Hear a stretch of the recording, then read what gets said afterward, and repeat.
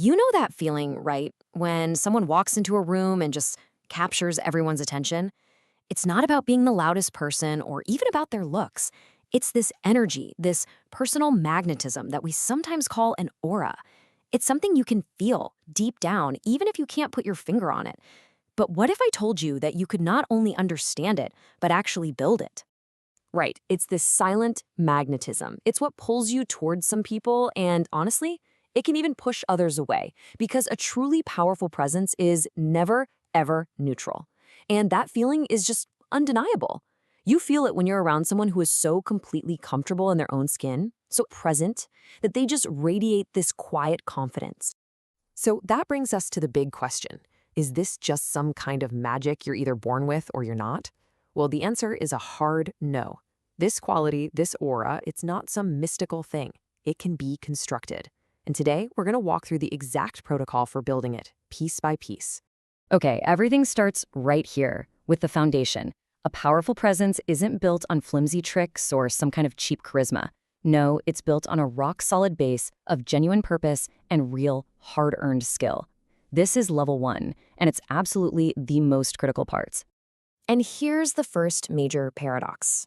When a person is completely dedicated to a mission, something bigger than just their own ego, they stop needing approval from other people. They're just focused. And that natural detachment from needing validation, that is precisely what makes them so incredibly magnetic. In our distracted world, that kind of disciplined focus is practically hypnotic. I mean, just think about the giants of history. Their legendary presence wasn't about being charming. It was a side effect of their insane devotion.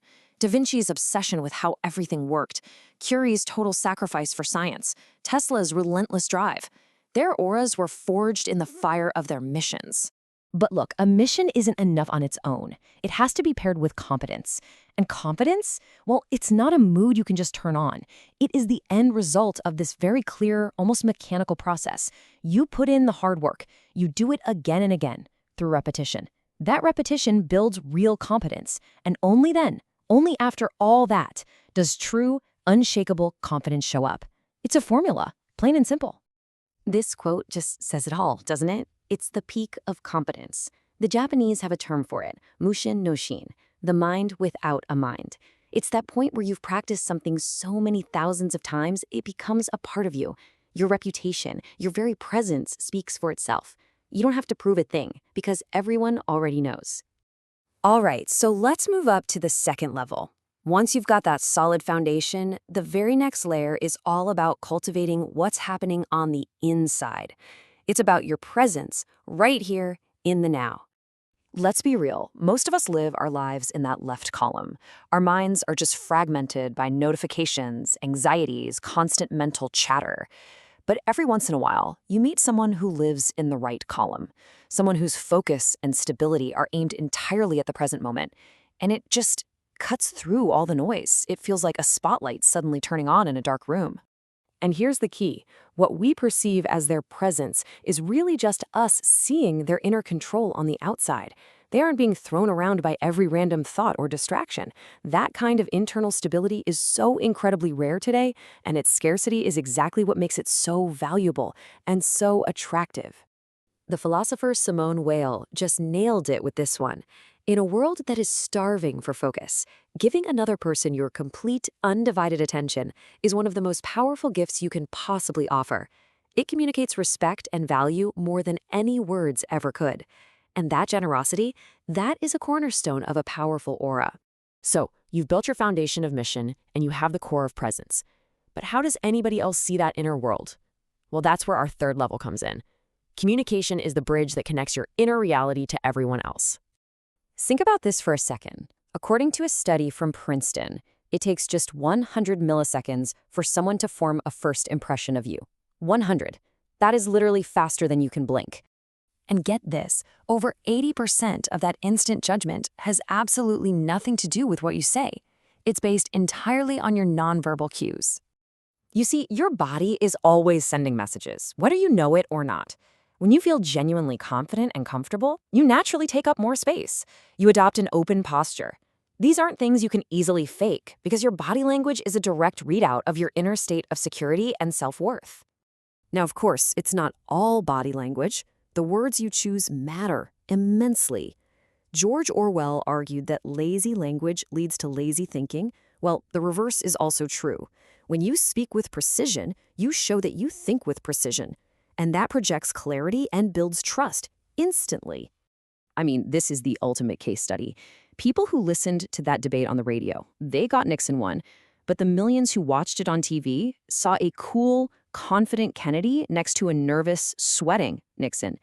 Kennedy's nonverbal communication was so powerful, it completely overpowered whatever words were actually being said.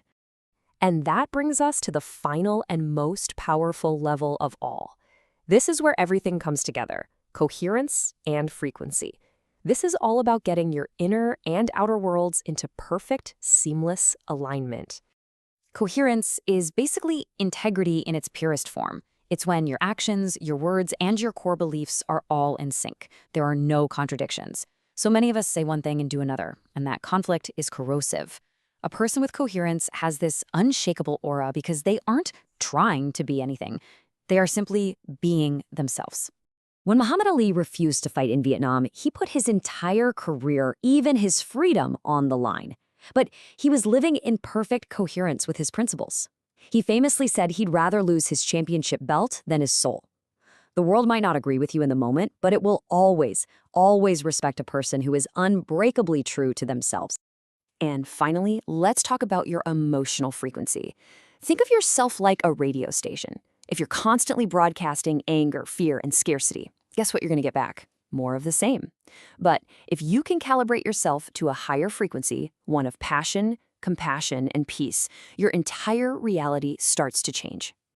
And this isn't just some feel-good idea, it's grounded in science. Research in neurocardiology has actually shown that the human heart generates a powerful electromagnetic field that radiates out from the body. And the quality of this field literally changes based on your emotions. When you're in a state of peace or love, the waves are harmonious and coherent. Other people can literally feel this energy. You don't just attract what you want, you attract what you are. So after building this whole architecture, from mission to presence to communication to alignment, what's the one thing you need to walk away with? It all comes down to this profound paradox. A true, genuine magnetism isn't the goal. It's the natural consequence of dedicating yourself to something much bigger than you are. It's the byproduct of building your competence, cultivating your presence, and living in complete coherence. The attention you get is just a side effect of the value you create. So the final question isn't, how can I be more magnetic? The real question, the one that truly matters, is this: what mission is worthy of your complete and total dedication? Because that is where your true presence begins.